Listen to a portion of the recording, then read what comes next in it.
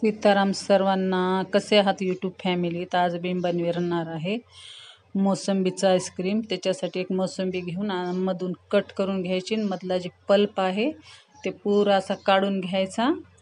पण खूप छान लागतं बघा, तुम्ही बी नक्की ट्राय करा. आता हे जे पल्प आहे हे पुरा मी काढून घेणार आहे आणि पल्प काढून ह्याला ग्लाइंडर करणार आहे.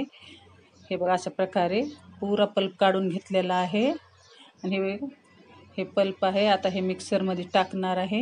आणि ह्याच्या संगत थोडासा मावा पण टाकलेला आहे आणि थोडासा फ्रूट कलर टाकून आणि थोडंसं दूध आणि शुगर, आपल्या स्वादानुसार शुगर टाकायची आहे. आणि थोडासा फ्रूट कलर टाकलेला आहे आणि ह्याला थोडंसं मिक्सरमध्ये मेल्ट केलेलं आहे.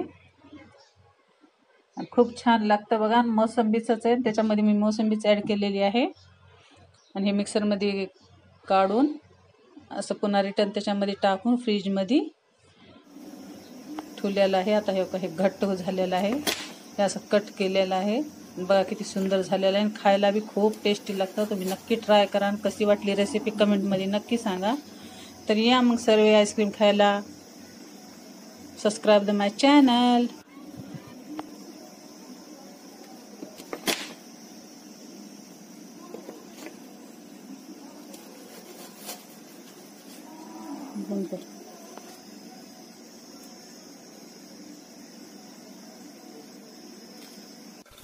मी घेतलेला आहे टरबूज.